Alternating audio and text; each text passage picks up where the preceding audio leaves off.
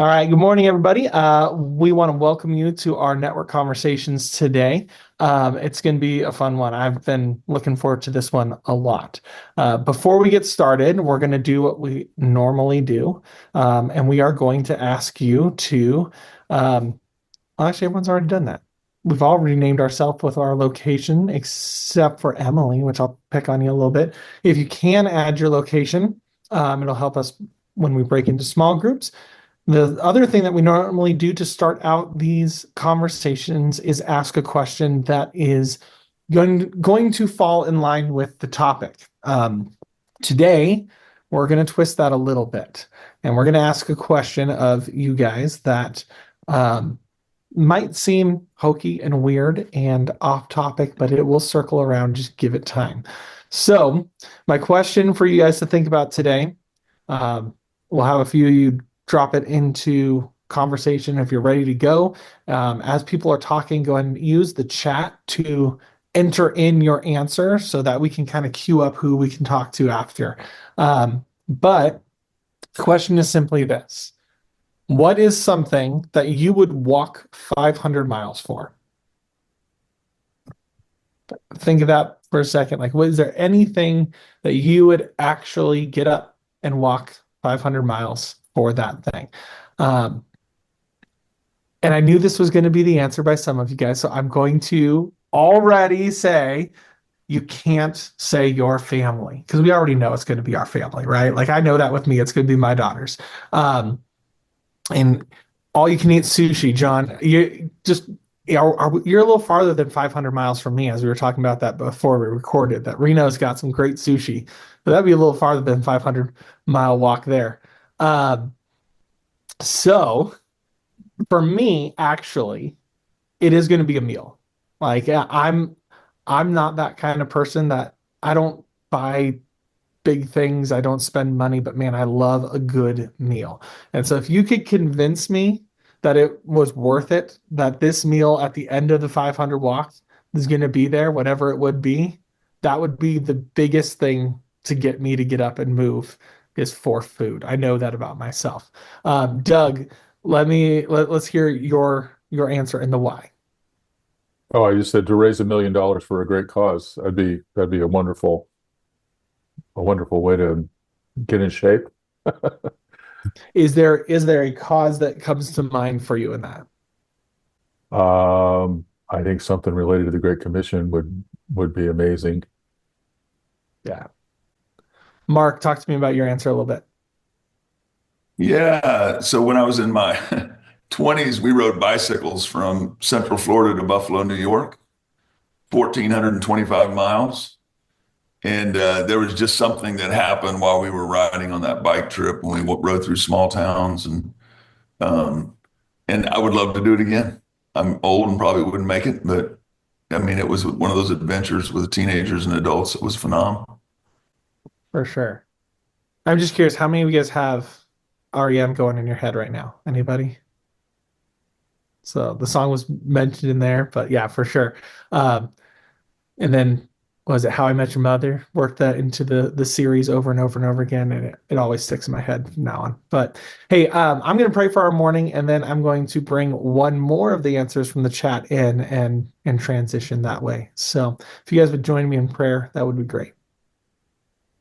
Yeah, we just thank you for our guest today, for his willingness to do bold things, to step into hard areas. I thank you for uh, his friend that is going to be interviewing him today, and Mhm. the ministry that they have together in Utah, and the difficult culture, the difficult world that they walk into, bringing the gospel into campuses and school groups, and walking alongside students in an area that is hard to walk the gospel out well. We just thank you for them and their commitment, and we just pray that this conversation is uplifting and encouraging to us wherever we are, that, man, we can take the principles and ideas of what's happening there and apply them to our ministries and our lives where we are, bring them to our networks and lift up our networks as they go out and do ministry in our local areas. And we pray this in your name. Amen. Mm. Kevin Bohr, who is going to be interviewing Ron this morning, wrote down as his answer to walk 500 miles is to see every student in Utah connected with Jesus. And I'm going to say that's a pretty solid answer. And I'm going to hand it off to Kevin to kind of introduce who Ron is, what Ron's about, and a little bit of Ron's story. So I'm going to hand it over to you, Kevin. Awesome. Thank you, Nick. And it's just, I am really privileged today to be able to have Ron on. Ron is somebody that I have been praying for 5 years. 3 of those years, I had not even met him. I was praying for somebody here in southern Utah, southern and central, who has a heart and a passion for equipping students to share the gospel because we truly needed it. At that point, we had no schools that had any Christian clubs. Many of the students were like, I don't even know another teenager who knows Jesus on my school. And just a hard state of affairs. And so I was praying for Ron, and Ron, through some major life events, found himself as the director of Central and Southern Utah's Fellowship of Christian Athletes. And I just wanted to give him the opportunity to share about his story and what led. So, yeah, Ron, what led you to equip young people to share the gospel here in Central and Southern Utah? Thanks, Kevin. I appreciate that. I've always had a heart for youth, and I volunteered at camps. I was saved at camp. Camp has a special place for me. So for 14 years, no, actually 18 years, I volunteered, directed, and ran youth camps. And there came a time where I said, I think my time is up. And I started to look for something else to do. And I was either looking at ministry or humanitarian work. And so I said, FCA really impacted me. I want to pay it forward. And so I looked to see where FCA was in Utah and discovered it didn't exist. It was in 100 countries, but Utah was the only state not to have FCA at the time. And I couldn't believe it, but it was true. And so a small group of us came together and just started discussions and praying about what we could do. We did some fundraising, and we hired our first director 12 years ago in northern Utah. And I served on the board. And fast forward to about 3 years ago, I was serving on the board, and I said, I think God is calling us to run the same play in southern Utah. So I started making drives to southern Utah to just cultivate things and ask questions and see what kind of interest there was. And went back to the board and I said, hey, I think there's a lot of interest for FCA in central and southern Utah. And I said, hey, what if we did something out of the box? We didn't do just your typical banquet or golf tournament, but we put a spotlight on FCA for an extended period of time to raise awareness and to raise funds to hire a director in southern Utah.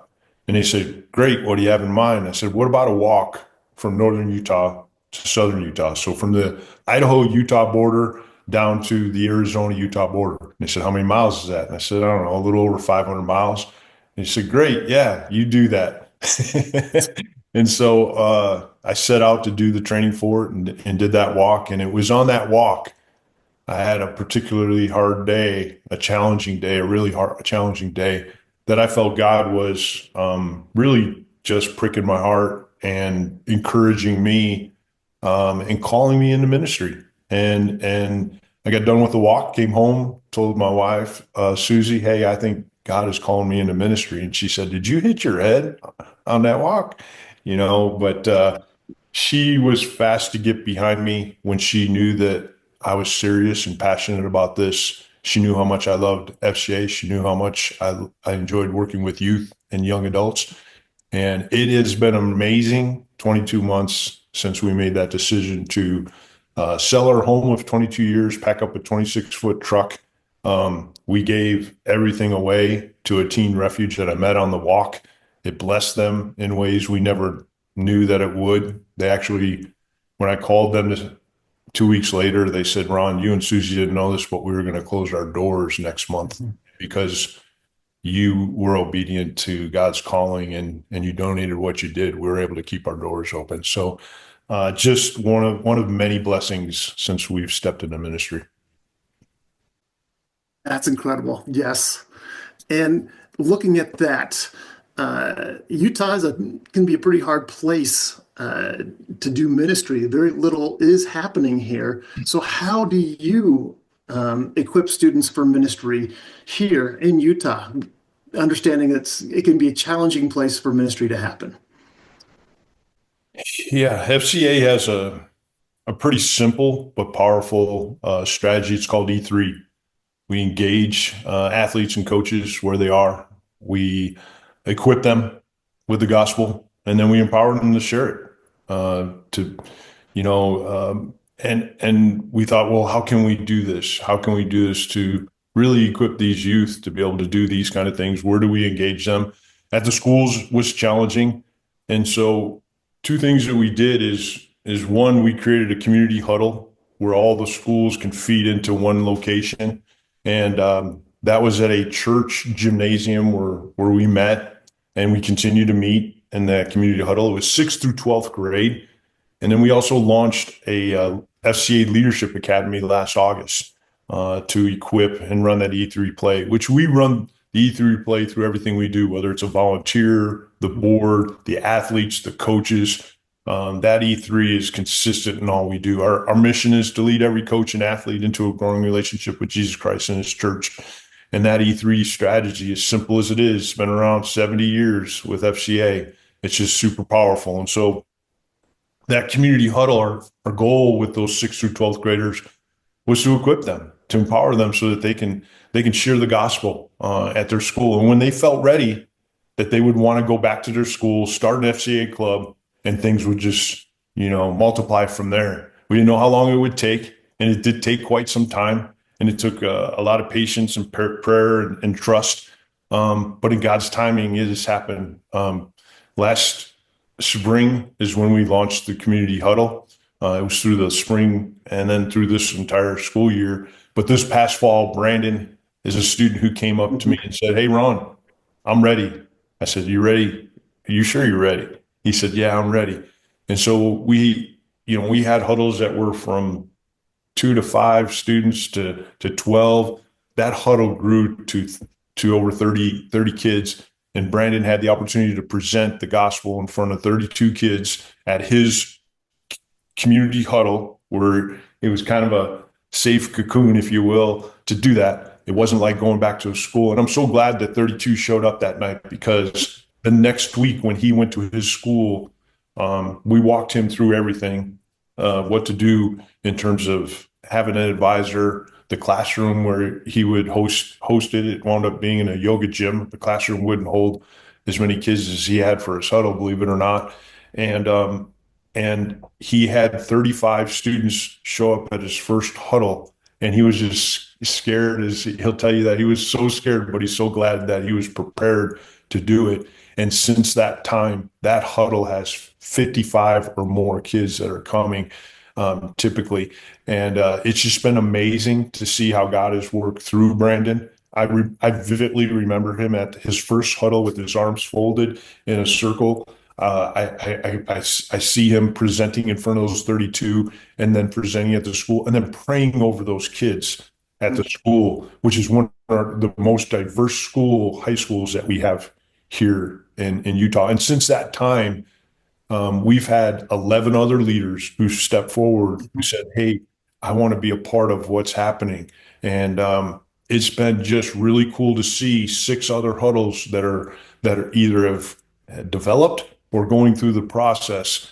And it seems like a short period of time, but there's been so many people, youth pastors and others, who have poured into these youth and set the table for what's happening right now here in Utah. I'm just fortunate to have good timing, and God's timing is perfect, and as well as just a ministry that is awesome in the way of the environments that we have. A huddle is a small group gathering, and it includes, a get to know you game and food and fellowship and all those kind of things.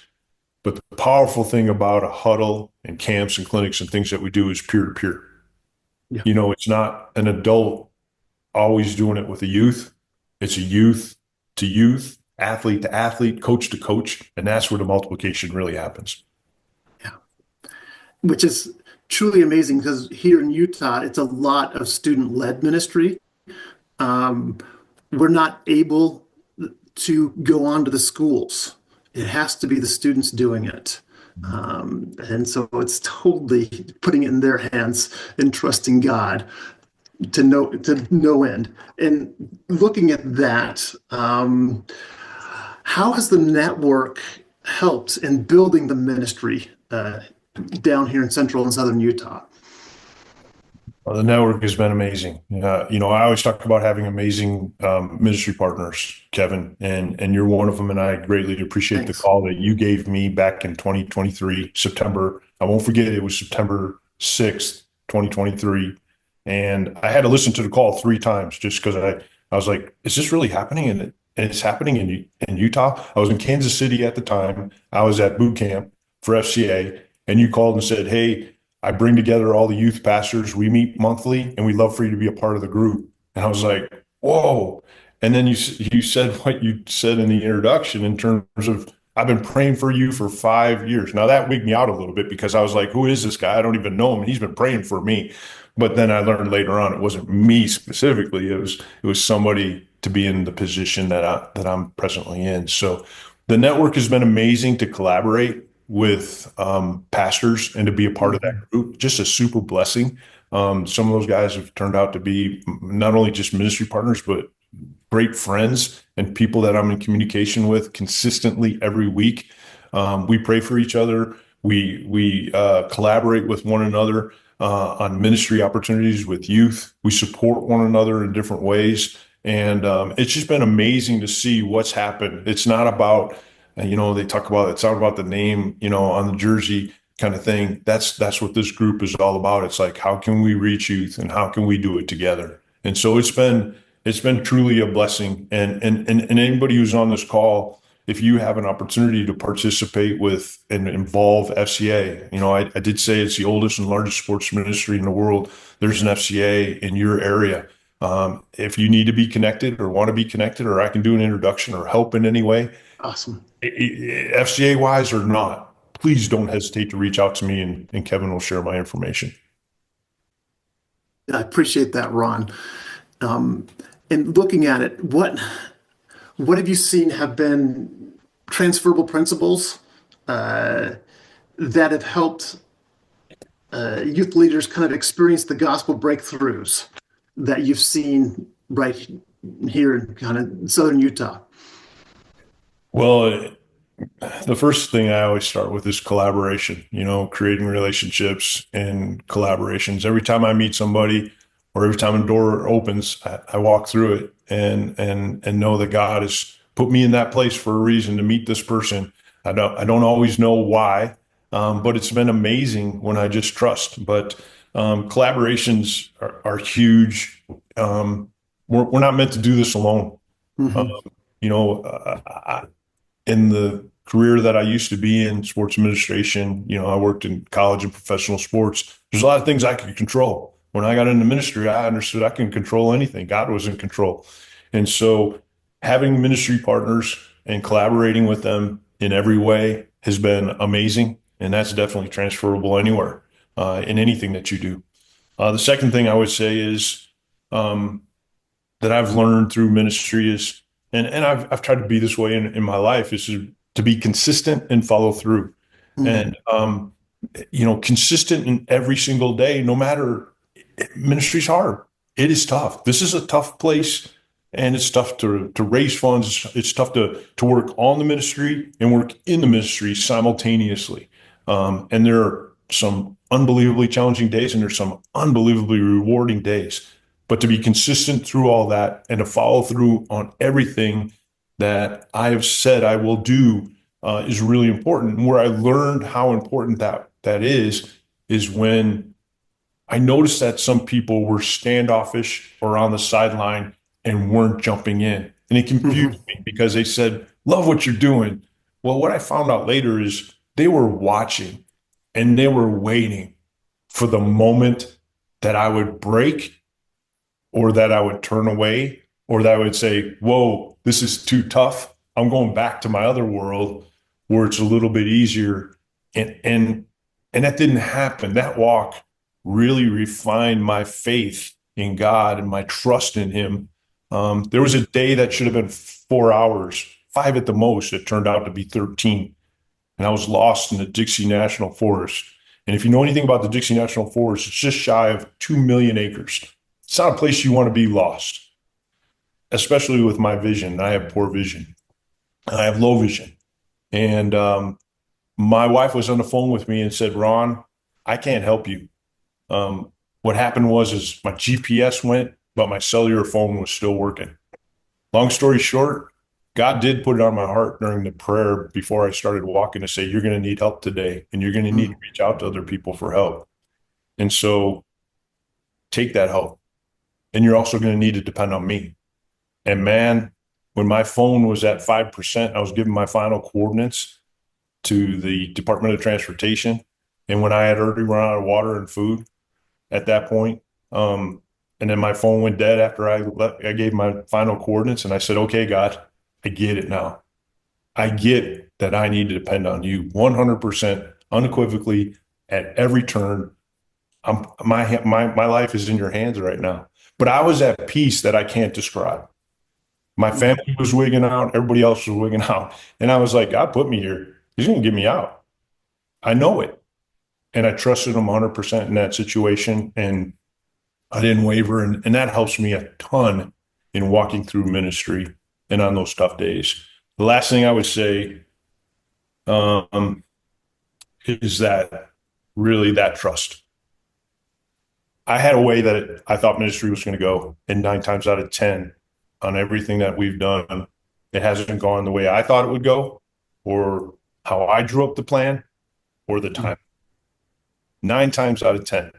It could be discouraging, and it was. And especially when things were tough for raising funds and things are happening and we're not getting into schools and we're doing this community huddle and we're trying to be faithful to it. There was one night nobody showed up. There was a coach's huddle.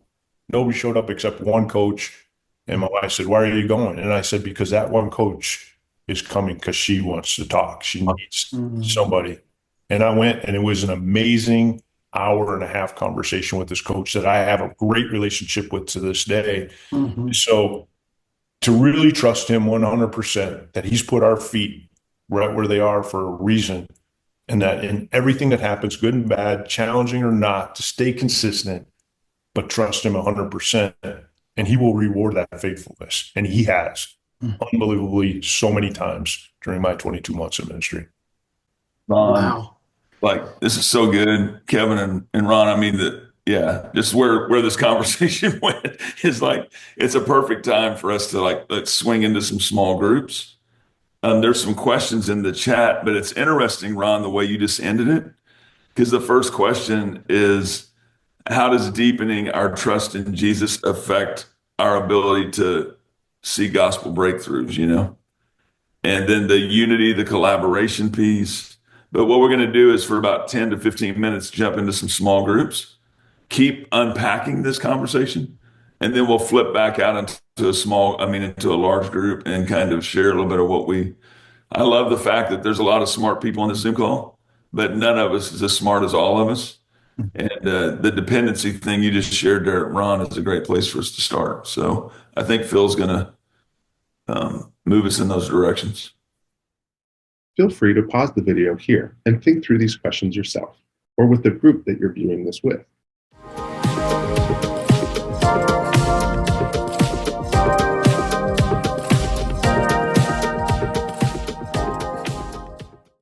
Thanks for viewing this network conversation, brought to you by the National Network of Youth Ministries. We hope it helps you to set the table for unity and further conversations with other youth leaders.